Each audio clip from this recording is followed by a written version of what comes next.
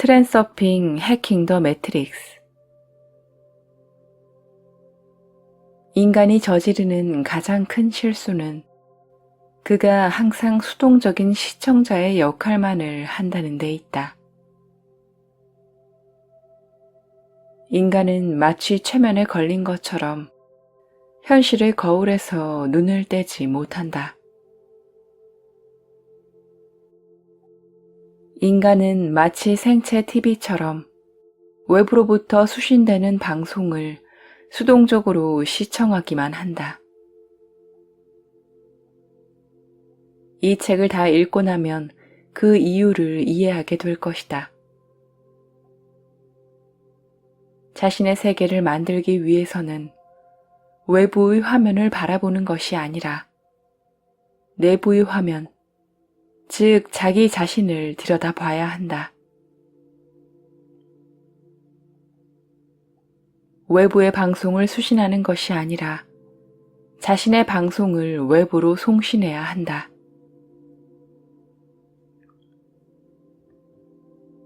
기법 하나를 알려드리고자 한다. 이것은 주의가 사로잡히거나 막혀버린 현재의 환경에서 큰 도움이 되는 기법이다.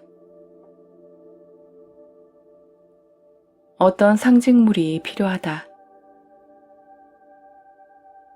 작은 인형이든 기념품이든 당신이 공감할 수 있는 물건이면 뭐든 상관없다. 누군가가 준 선물이어도 좋고, 당신이 직접 사거나 만든 물건이어도 좋고, 우연히 눈에 띄어 당신의 관심을 잡아끈 물건일 수도 있다. 이 기법은 매일 아침과 저녁마다 해야 하는 일종의 간단한 언어적 의식이다. 그것이 인형이라면 그 인형을 손에 쥐고 이렇게 말하라. 좋은 아침이야, 나의 인형아. 나는 너를 사랑하고 너를 보살피고 있어. 그리고 너는 나의 욕망이 이루어지도록 만들어주지. 그 다음으로는 당신이 실현하고자 하는 목표에 대한 의도를 선언하라. 예를 들자면 이렇다. 나의 세계는 나를 사랑하고 나를 보살피고 있어. 나는 운명의 상대를 만날 것이고, 좋은 직장에 취직할 것이고, 내가 맡은 프로젝트를 눈부신 성공으로 이끌 것이며, 내 집을 갖게 될 가능성이 열리고, 나의 목표를 찾을 것이고, 불가능한 일도 해낼 거야. 이런 식으로 당신이 원하는 대로 하면 된다. 하나의 상징물마다 당신이 원하는 것을 하나씩만 불어넣어야 한다. 만약 원하는 것이 여러 개라면 여러 개의 징표가 있어야 하며 각 징표마다 따로따로 속삭여 줘야 한다. 의도를 선언할 때는 간결하고 분명하고 구체적으로 또한 확신을 갖고 현재형이나 현재 진행형으로 말해야 한다.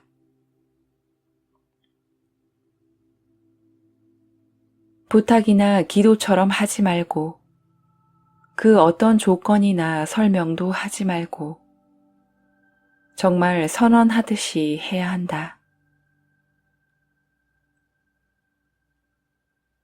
이 의식을 할 때는 바라지 말고 의도해야 한다. 행동하겠다는 의도를 갖고서 실제로 행동을 하는 것이다.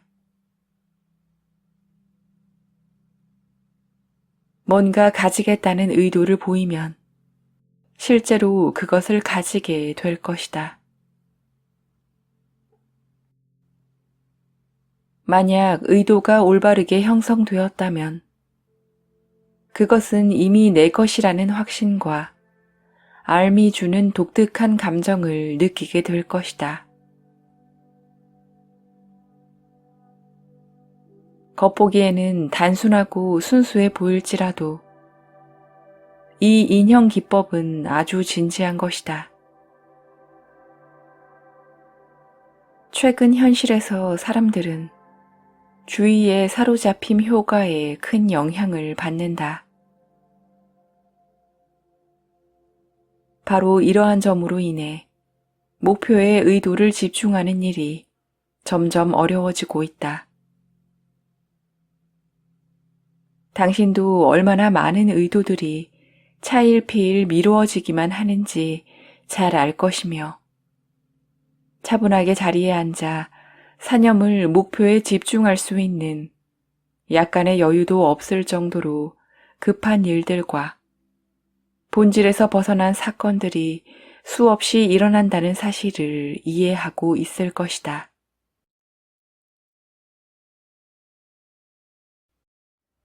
당신이 반드시 매일의 일과에 포함해야 하는 이 의식은 결과물을 얻고자 한다면 꾸준히 용의주도하게 주의를 고정해 두어야 한다는 사실을 잊지 않게 해주는 올가미 역할을 해준다.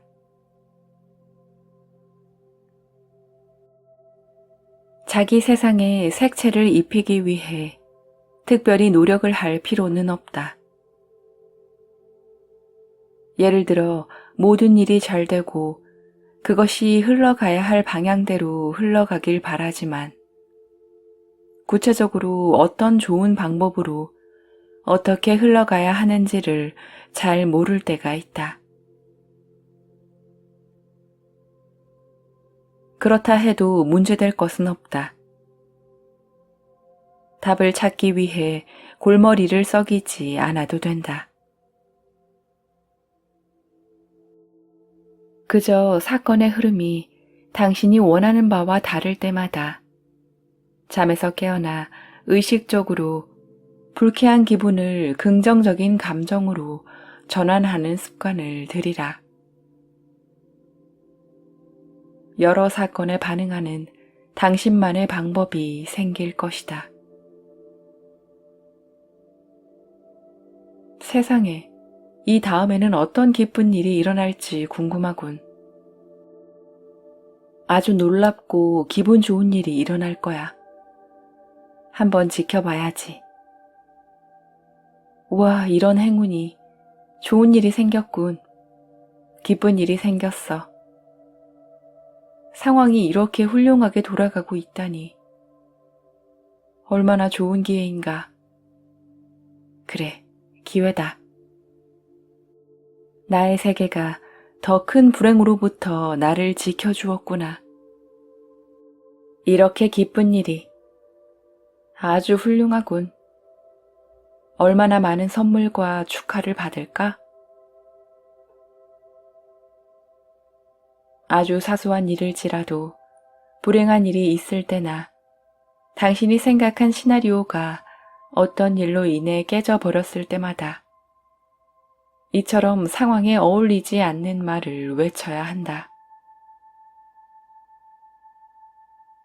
날씨가 안 좋더라도, 새치기를 당해도, 길이 막혀도, 그 어떤 문제나 나쁜 일이 생기더라도 기쁨을 느끼는 방법을 터득하라.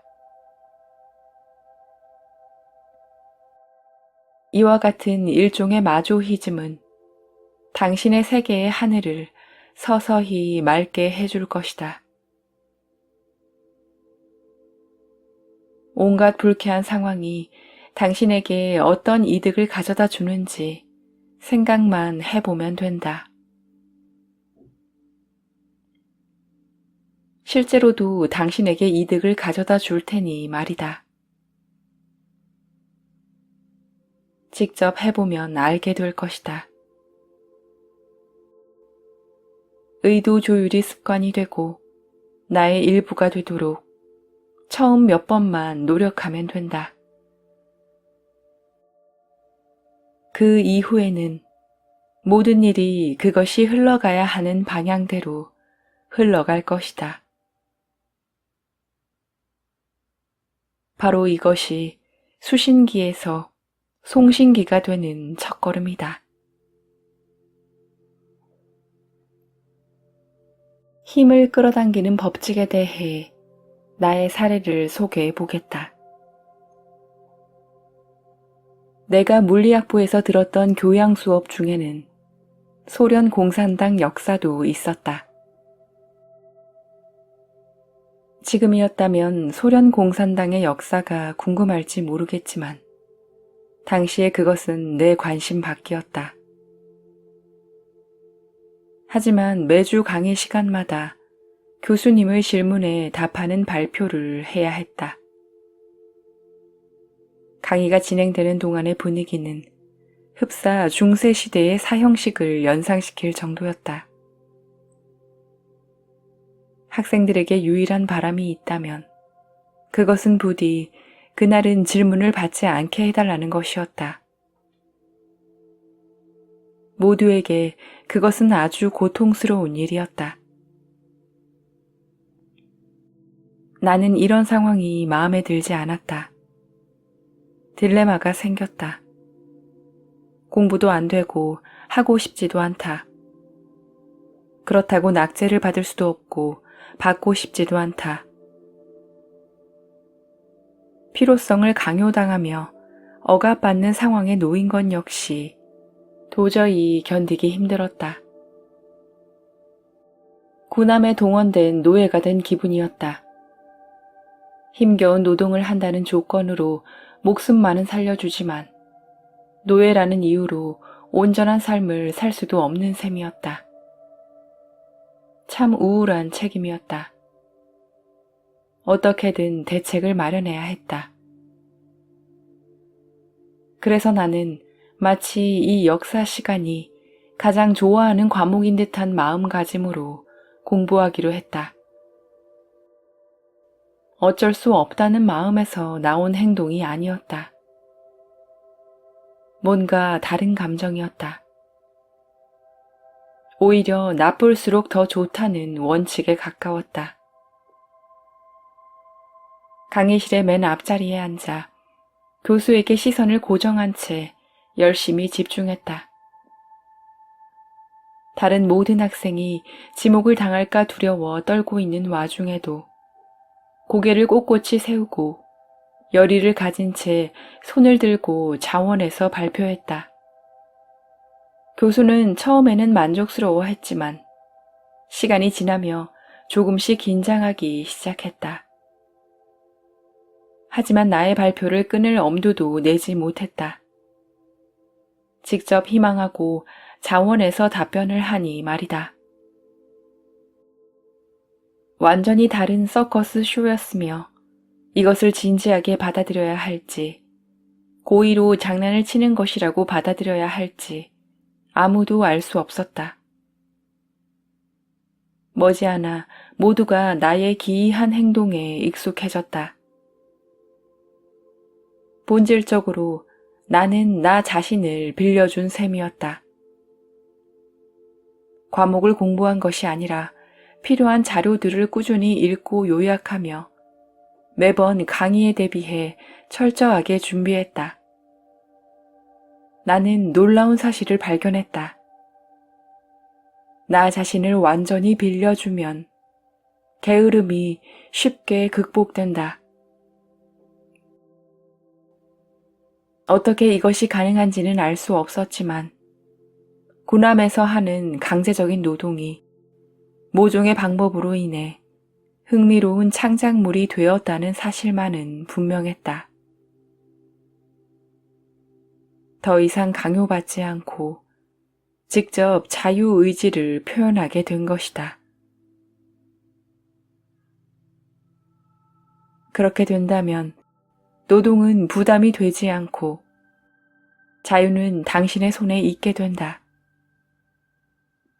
멋진 일이다.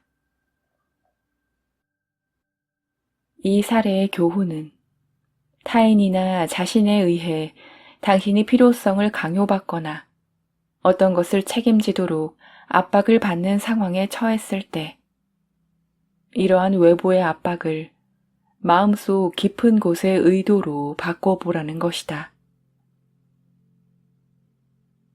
상상해보라.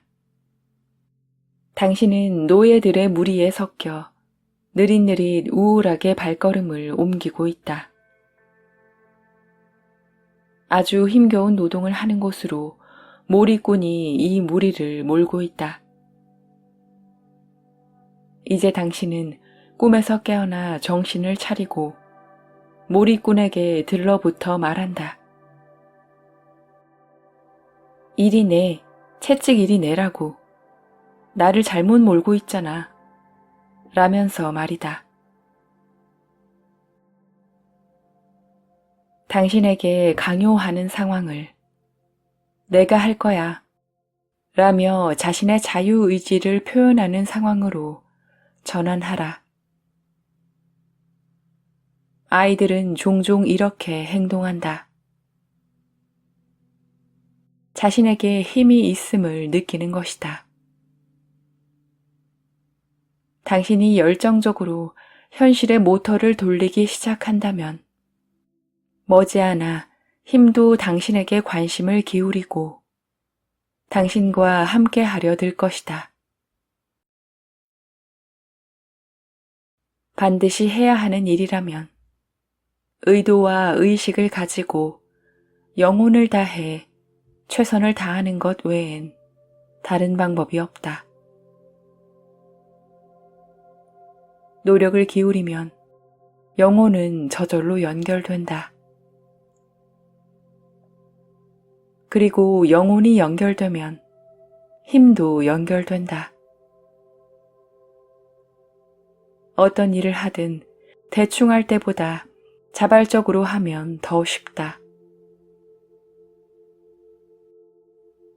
이 사실을 모르는 사람들은 의무를 강요받고 극복할 수 없는 나태함과 씨름하며 평생을 고통받을 것이다.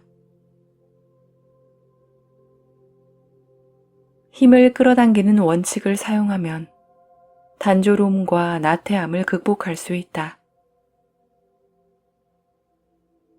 의식과 의도를 가지고 영혼을 다해서 한다면 힘이 생기고 그 일을 하기가 쉬워진다. 그러면 그것은 그저 기계적인 행동이 아니라 힘이 들어간 마법 같은 훈련이 된다. 훈련이 습관이 되면 힘은 항상 당신의 손에 있게 된다. 힘을 가지게 되면 걸작을 만들 수 있다.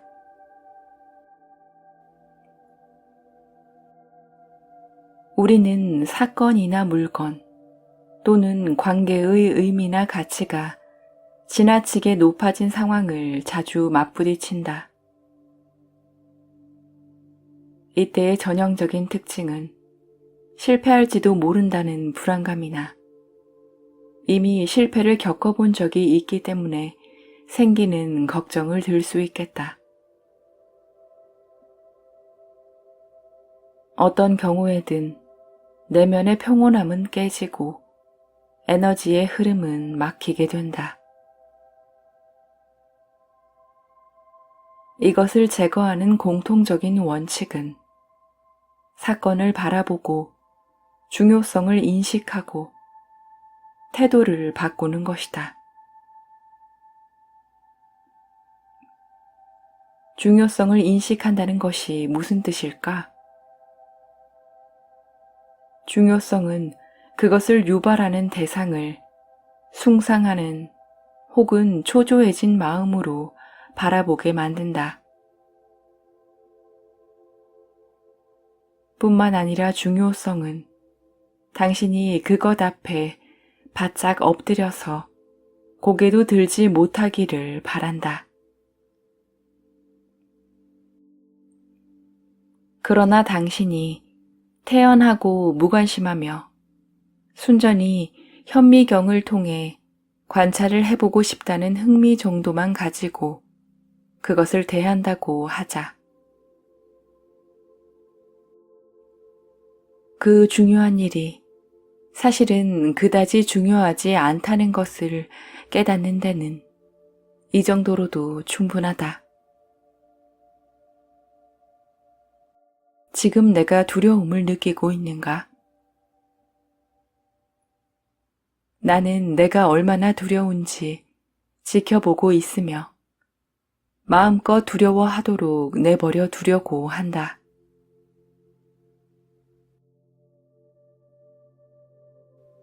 이것으로 인해 나는 내 두려움을 똑바로 직시하며 앞으로 걸어갈 수 있다.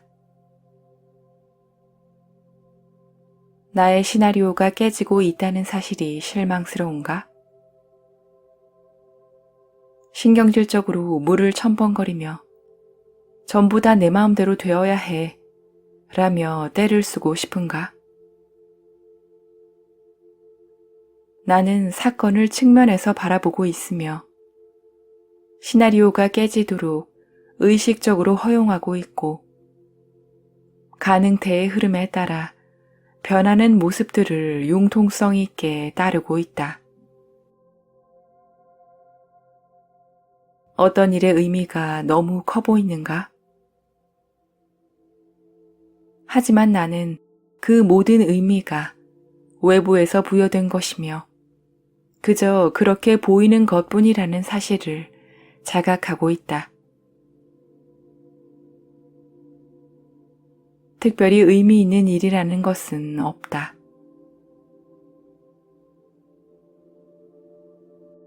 하지만 중요성이 왕좌에서 직접 내려오지 않겠다고 버틴다면 중요성에게 그곳에서 내려와 달라고 부탁을 해야 한다.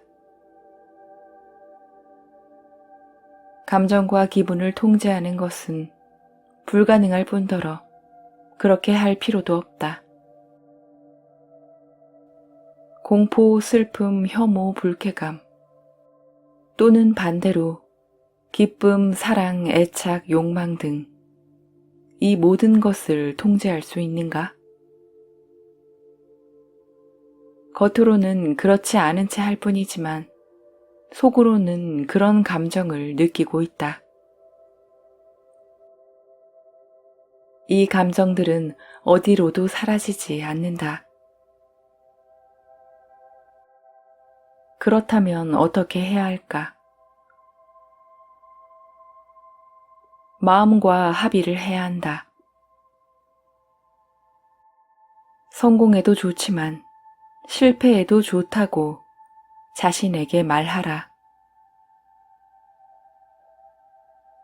실제로 실패한다고 하더라도 잘된 일이다. 하지만 어째서 그게 잘된 일인가? 마음은 그 어떤 것도 믿으려고 하지 않기 때문에 즉시 근거와 결론을 찾으려고 들 것이다. 그에게 의도 조율의 원칙이 있으며 이것이 실제로 효과가 있다고 설명해 주라. 불행을 행운이라고 바꿔서 그것이 사실이라고 흉내내면 실제로도 그렇게 될 것이라고 말이다. 하지만 여전히 이해가 되지 않는다. 어떻게 이 원칙이 효과를 낼 수 있다는 말인가? 왜 잘된 일인가? 다음과 같이 설명하며 마음을 진정시켜라. 나에게 그 일이 필요가 없다는 뜻이며 더 좋은 뭔가가 나를 기다리고 있다. 실제로 그런 일이 자주 일어난다. 안 좋은 일, 끔찍한 일을 피하는 데 성공했다. 또 한 가지 교훈을 얻었으니 헛된 일이 아니다. 이번 일의 대가를 다음 성공에서 얻을 수 있을 것이다. 나의 문이 아니었다. 혹은 나의 인연이 아니었다. 그러니 나의 운명을 찾으면 된다. 나의 것은 나로부터 그 어디로도 도망칠 수 없다.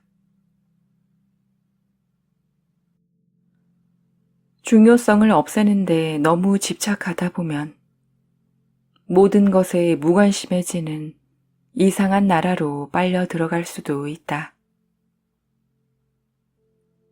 이 또한 좋은 일이 아니다. 중요성을 없앤다는 것은 무관심하거나 냉담한 것이 아니라 의식을 가지고 사건을 지켜보는 것을 의미한다. 해변의 바위에 부딪히는 파도를 한번 관찰해보라. 지배자의 의도는 바다와 같다. 파도가 해변으로 밀려와 부서지는 것은 피할 수 없는 이치다. 그럼에도 파도는 온 힘을 다해 해변으로 자신의 몸을 던진다. 그러면서도 동요하지 않는다. 당신의 의도도 이렇게 확고해야 한다. 나는 침착하게 나의 것을 가지러 간다. 동요하지도 갈망하지도 두려워하지도 않는다. 나는 파도다.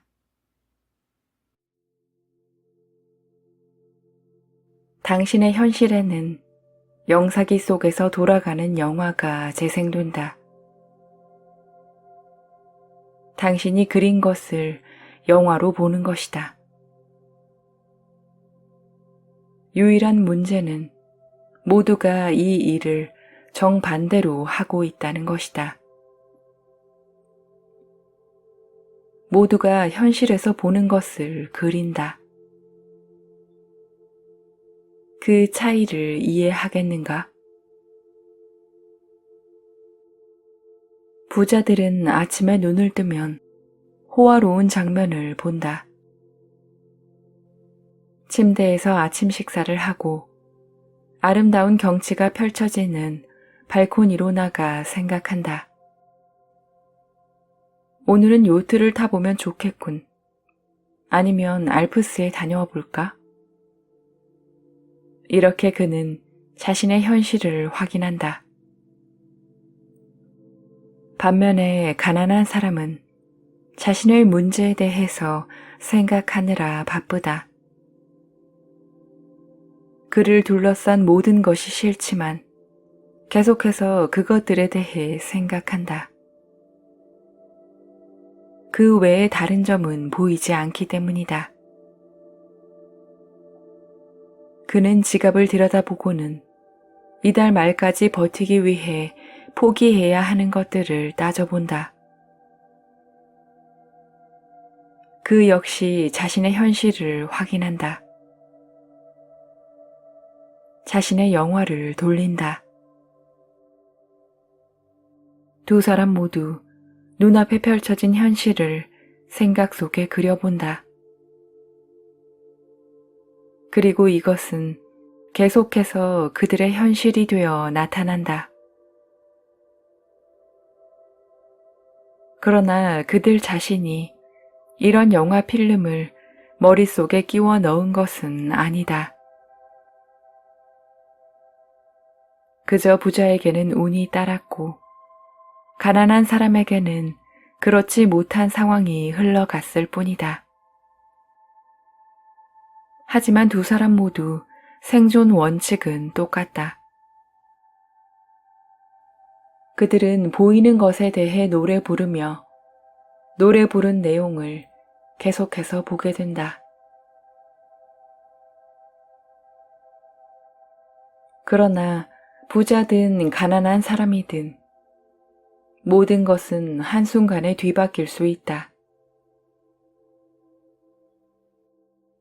인생이라는 영화 속에서는 나쁜 일이든 좋은 일이든 뭐든지 일어날 수 있다. 문제는 영혼이 그 다채로운 상황들을 얼마나 진심으로 받아들이는지에 있다. 만약 부자가 자신의 영화 속 장면에서 불길한 징조를 봤으며 그 징조가 그의 영혼 깊은 곳을 울려 파산에 대한 공포가 자리 잡았다고 하자. 그러면 어떤 일이 벌어지겠는가? 그는 무의식적으로 부정적인 시나리오를 가진 영화 필름을 영사기에 삽입할 것이며 그 영사기는 부정적인 필름을 재생하기 시작할 것이다. 결국 불길한 예감은 현실이 되어 나타난다. 반대로 가난한 사람이 자신의 상황이 개선되고 있음을 눈치챈다면 이것은 그에게 영감을 주고 그에게는 밝은 미래가 펼쳐진다. 그는 터널의 끝에서 한 줄기 빛을 보기 시작하고는 자신에게 빈곤에서 벗어날 능력이 있음을 믿기 시작한다. 그러면 실제로 그의 현실은 빠르게 변한다. 영사기가 이미 긍정적인 시나리오를 재생하고 있으니 말이다. 여기서 어떤 결론을 내릴 수 있을까? 상황을 통제하는 것은 사람들이라는 것이다. 우울한 사건은 인간을 무릎 꿇게 만들 수 있으며 그의 머릿속에 부정적인 영화 필름을 끼워 넣을 수 있다. 성공의 경우도 마찬가지다. 성공과 실패는 그 사람의 의지와 무관하게 외부에서 흘러 들어오는 것이 아니다. 이런 일이 일어나는 이유는 사람이 자기 영사기의 주인이 아니기 때문이다. 우리는 영사기에 삽입되는 필름을 자신의 의지와 무관하게 무의식적으로 재생한다. 사람들은 생각을 통제하는데 익숙하지 않다. 당신이 어떤 목표를 가지고 어딘가로 가고 있었는데 맞은편에서 갑자기 누군가가 다가와 당신의 발을 낚아채곤 그의 머릿속에 문득 떠오른 어떤 지점으로 당신을 끌고 간다고 상상해 보라. 그런데 당신은 아무 의지 없이 고분고분하게 그를 따라간다. 비현실적이라고 보는가? 하지만 바로 이것이 당신의 생각에게 일어나고 있는 일이다. 자기 영사기의 주인이 되라.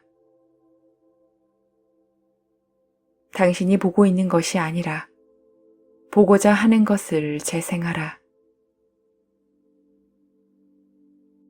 주변을 둘러보면 대다수의 사람들이 현실의 무의식적인 꿈속을 헤매고 있는 모습을 볼 수 있다.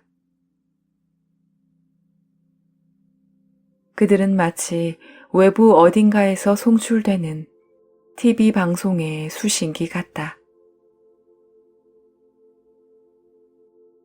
다른 사람의 영화를 보고 있는 것이다. 당신은 송신기가 되어 자신의 영화를 재생해야 한다.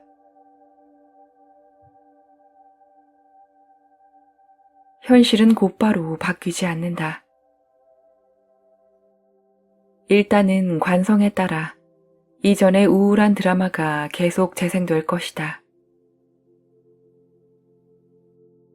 그러나 당신이 꾸준하게 충분히 오랫동안 의도를 보내면 지금까지 보던 드라마에서 새로운 프로그램의 윤곽이 나타나고 마침내는 새로운 현실이 예전의 현실을 완전히 대체하게 된다. 단순하면서도 효과적인 기법 하나를 제시하고자 한다. 공책 2권을 준비한다. 하나는 아침용, 하나는 저녁용이다. 아침마다 공책에 당신의 선언을 기록하라. 당신이 달성하고자 하는 것을 긍정적이고 확신하는 형태로 적는 것이다. 마치 당신이 그 목표를 이미 이루었거나 반드시 이루어질 것이라는 듯이 말이다.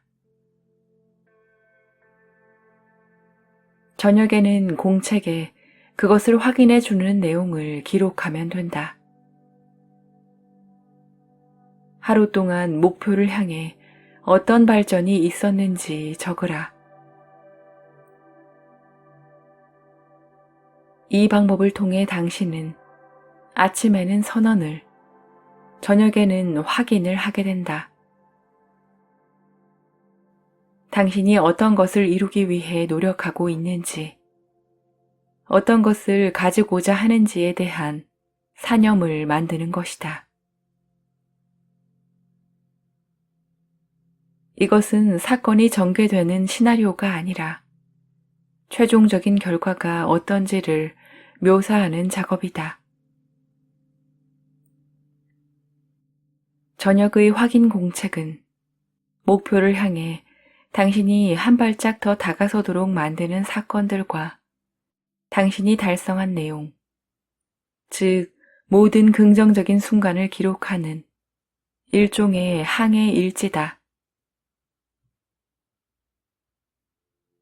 이것은 당신이 선언한 사념체가 제대로 이루어졌는지 확인하고 그것을 확실하게 고정하는 역할을 한다.